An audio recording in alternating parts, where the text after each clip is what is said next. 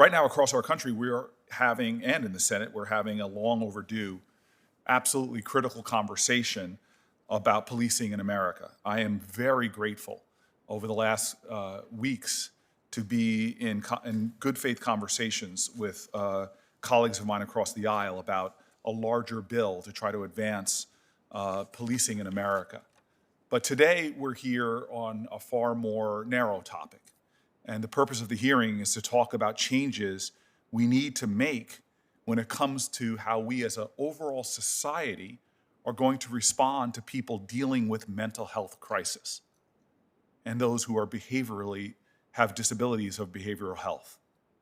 By and large, we as a society have failed to provide these individuals with the support, services, compassion, and empathy they need to thrive in our communities and live full lives.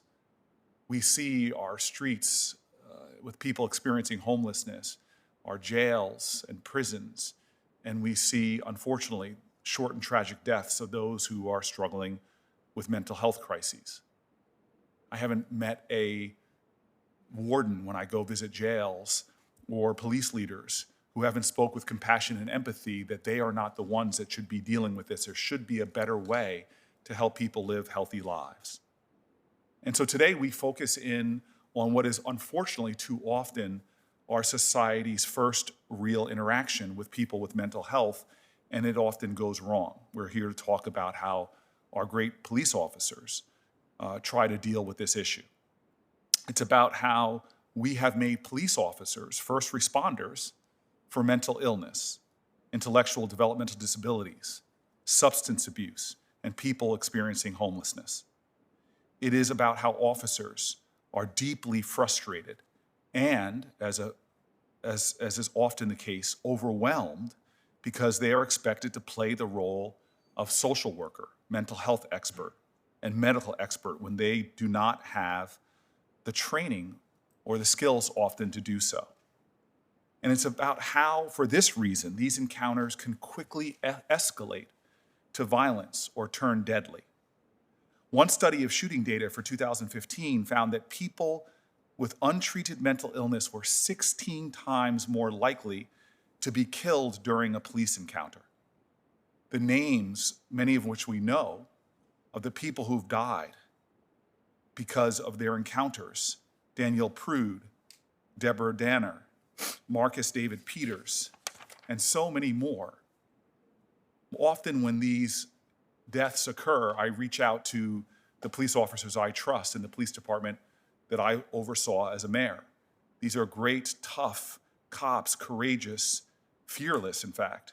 And I ask them, should those people with mental illnesses have died in those interactions? And they all conclude with me very quickly that there should be a better way. We as a society together should be able to avoid these unnecessary deaths. Public health issues cannot be fixed with a law enforcement response. We must find a different way.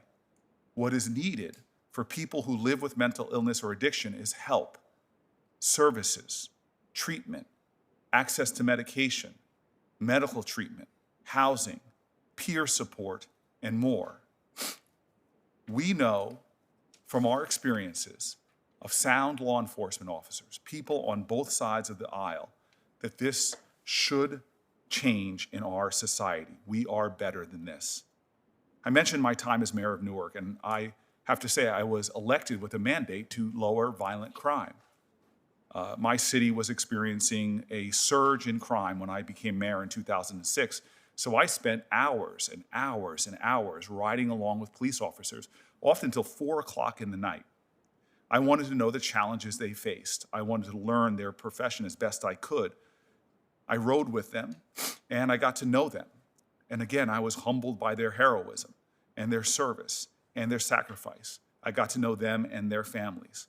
I saw their professionalism. I saw how they were willing to take extraordinary risks, often putting themselves squarely into life-threatening situations to carry out their duties. Let me tell you right now, the job of being a police officer in America is extraordinarily difficult. But what made their work harder was having to answer calls for service that took them to the person in a mental distress and screaming in their home, to the teenager whose mother called 911 because he was erratic and she had no one else to call, to the person experiencing homeless, struggling with addiction, lying in the street. We were so frustrated, me and my police leadership, that the calls for service kept people chasing what we called the queue, chasing call after call, as opposed to doing the strategic work we needed to do to solve violent crimes. Unequipped and under-resourced, I saw my officers spend their nights chasing those calls when they could have been more strategically using our manpower as police. And those people who they responded to could have gotten better help that would have prevented them from having encounters with the police in the future. I want to note that I received several letters from law enforcement leaders that echoed my own experience across the country in advance of this hearing, asking, almost pleading for Congress to fix the problem. I'm going to submit those letters for the record, but I want to read just some of the words. Sheriff Jerry Clayton of Washtenaw County, Michigan, wrote, "I urge the subcommittee to support and fund additional community-based services for people with mental health and substance use challenges. Too often, people in need of treatment end up in our jails. This is not where they belong. Wherever possible, we should make efforts to find ways to provide community-based care without ever connecting with law enforcement." Chief Sean Barnes of Madison, Wisconsin wrote, in this era of police reform, we must all challenge our government to provide a better level of service to the community. We can no longer simply rely on police responses to mental wellness and must view this issue from a community health perspective. We have seen far too many times this negative results of police-only responses to mental health calls. No person deserves to be imprisoned or harmed by police simply because they have mental wellness challenges. Chief Rochelle Barkney of Charlottesville, Virginia wrote, "By simply calling 911, a caller unleashes the full power of a system in which few officers are equipped to navigate.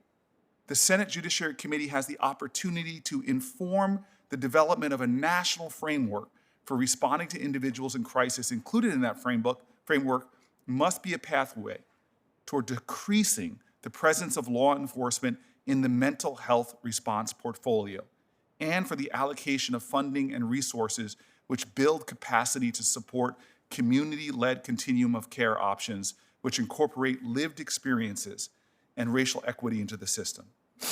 In the meeting with local police chiefs 2 weeks ago, my colleague, my friend, and my partner in a lot of work here in the Senate, Senator Cornyn, expressed support for specialized training and more social workers and mental health experts so that police can do their jobs and, quote, "keep the bad guys at bay and protect the community." I believe we can find common ground here. I very purposely made this first hearing about something that I thought there was a wide common ground to do. There's so many issues that we as Democrats and Republicans do a good job of delineating our differences. This is something that should rise, I think, more grace from all of us. How can we come together, right and left, to try to find a way not to rehash our differences, but champion our shared interests and find common sense solutions? It's time that we go that extra step to end what for many families with someone that has a mental illness in them has been a constant nightmare, fears of what will happen to their family member. I am grateful to all the witnesses that are here. I hope today we can narrow in not on our differences, but to see if we can find some common ground. That's when we as a country move forward, is when we find ways to stand together and work together to the benefit of others. It is the calling of our country to lead with that kind of spirit. I look forward to hearing from everyone. I look forward to a constructive conversation. And with that, I am honored to pass it on to my ranking member, and someone who I have a lot of respect for, Tom Cotton.